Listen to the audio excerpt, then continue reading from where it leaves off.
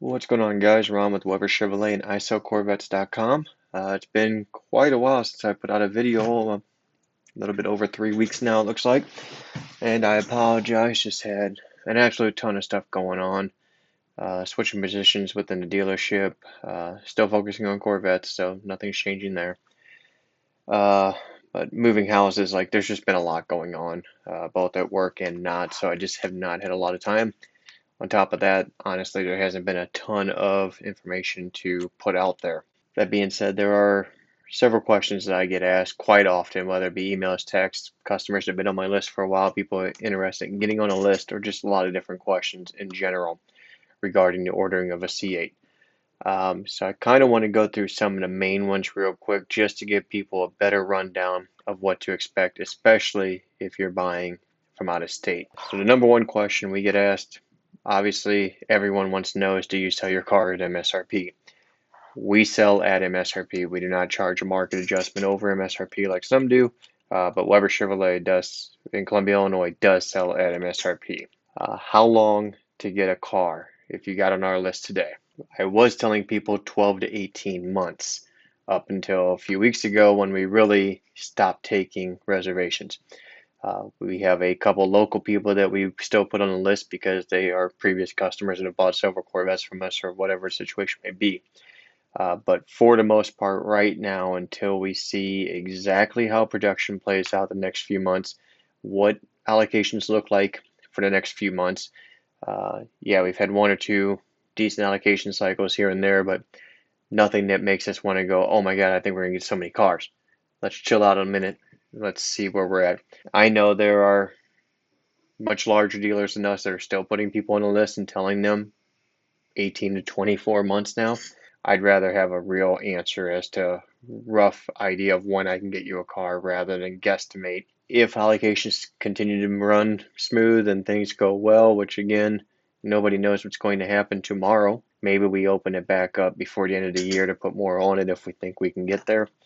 But right now, we're pretty much telling people you're looking at 2023 model. So buying out of state, there's a lot of questions that get involved. And this is going to cost me personally some sales, and I understand it. And unfortunately, there's nothing I can do about it. I do sell cars in the state of Illinois. I don't live in Illinois, but I do sell cars over here. Illinois is a non-reciprocating state with 8 other states in the U.S., which means if you buy a car from me and you live in California, or here, I'll break it down: Arizona, California, Florida, Hawaii, Indiana, Massachusetts, Michigan, and South Carolina. If you live in any of them states and you're looking to order a car from me, you need to know that I am required to collect sales tax from you at the time of sale, and it varies depending on the state as to how much. But the reason I bring that up is because there are states like California. California is a big one. If you buy from some other dealers in different states that are not non-reciprocating states for California, you can buy a car there, do a courtesy delivery, it gets shipped to that dealership. That dealer collects all your sales tax and fees for registration licensing, or you pay them to your selling dealer and they pay that dealer that you're picking the car up from. And they can register your vehicle, and it's kind of like you bought a car there at your local dealer. That is not the same situation if you buy a car from me in Illinois as a non-reciprocating state. What it means when you buy a car from me is I am required to collect all of your sales tax, your registration, everything. I cannot pay the California dealer to pay California that, because that money actually goes to the state of Illinois. It's a whole complicated mess between different states and who have agreements with others and how they work, but you can Google this and kind of get the gist of it as well.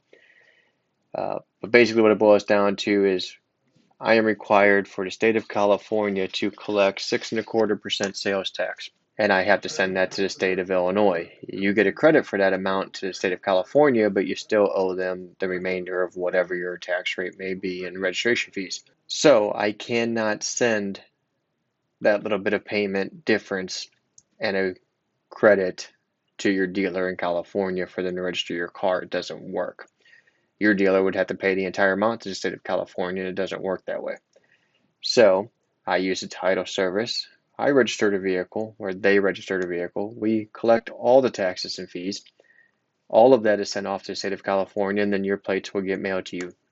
Except for it will still trigger a smog check, which doesn't make sense to me not living in California. It probably is not going to make sense to a lot of people living in California. Even though that vehicle is courtesy delivered to a dealership in the state of California with California emissions on it, built by GM and shipped directly to California, the state of California is still going to consider it an out-of-state purchase because your sales tax was paid to a different state. So they still required a smog check. I cannot answer why. Unfortunately, I'm not a politician in the state of California that came up with this or can really come up with any type of justification as to why that is, but unfortunately, it's what we're dealt. I've had it happen on another one. I have several coming that are California residents ordering cars from me at MSRP, so you're saving a lot of money on your car, but you do need to know we're going to collect sales tax, we're going to get your car registered, we're going to do all that, but you likely will be triggered for a smog check still.